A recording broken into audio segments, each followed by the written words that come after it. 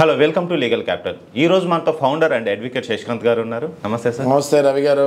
Sir, contestant divorce అంటే ఏంటి? మంచి క్వశ్చన్ అడిగారు రవి గారు. కంటెస్టెంట్ డైవర్స్ అంటే ఒక దంపతులలో భార్యకి కానీ భర్తకు కానీ ఇంకా కలిసి కాపురం చేస్తాం ఇష్టం లేనప్పుడు వాళ్ళు సింగిల్గా కోర్టుకి వెళ్ళి వాళ్ళ వైపు నుంచి ఒక పిటిషన్ నాకు డైవర్స్ కావాలి అని వేయచ్చు. దాన్నే కంటెస్టెంట్ డైవర్స్ అంటారు. సార్, ఈ ప్రాసెస్లో ఛాలెంజెస్ ఏంటి? ఈ ప్రాసెస్లో ఛాలెంజెస్ అంటే రవి గారు, ఇప్పుడు ఒక భార్య ఒక భర్త ఇద్దరు ఉన్నారు. భార్యకి ఇంకా భర్తతో ఉండటం ఇష్టం లేదు, వెళ్ళి డైవర్స్ నాకు కావాలి అని వేసేస్తే దాన్ని కంటెస్టెంట్ డైవర్స్ అంటారు, ఇందాక చెప్పినట్టు. అయితే ఇందులో ఛాలెంజెస్ ఏంటి అంటే, ఎవరికైనా ఇద్దరికి పెళ్ళైన తర్వాత నాకు ఈయనంటే ఇష్టం లేదు, నాకు ఈమంటే ఇష్టం లేదు అని వెళ్ళి డైవర్స్ వేస్తాను కుదరదు. ప్రాపర్ రీజన్స్ ఇవ్వాలి.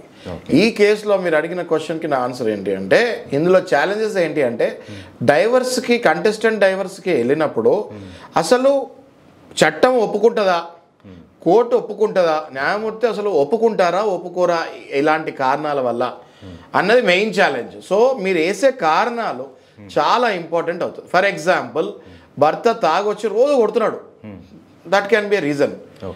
కానీ భర్త టైంకి వచ్చినా కూడా భార్యకి ఎందుకో భర్త మీద ఇంట్రెస్ట్ పోయింది, ఆ రీజన్ని తీసుకోదు. మీకు అర్థమైంది కదా? సో కంటెస్టెంట్ డైవర్స్లో కారణాలు కరెక్ట్గా ఉండాలి. సార్, మరి భర్త వచ్చి భార్యను కొడుతున్నారు, దానికి ప్రూఫ్ ఏం చూపించలేకపోతున్నారు, ఏంటి ఇలాంటి వారి పరిస్థితి? బాగా అడిగారు.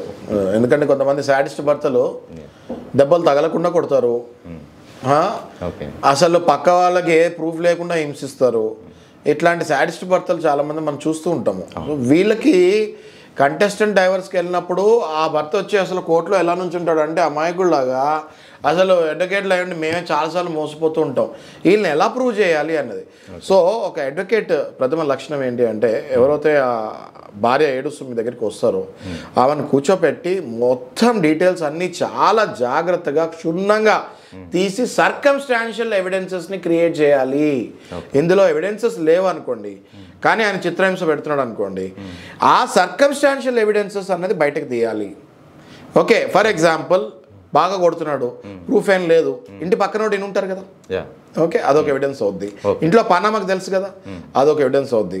పిల్లలు ఉంటే వాళ్ళకి తెలుస్తుంది కదా, అదొక ఎవిడెన్స్ అవుద్ది. ఇలాంటి ఎవిడెన్సెస్ని సర్కమ్స్టాన్షియల్లో పట్టుకొని బయటకు తీయాలి.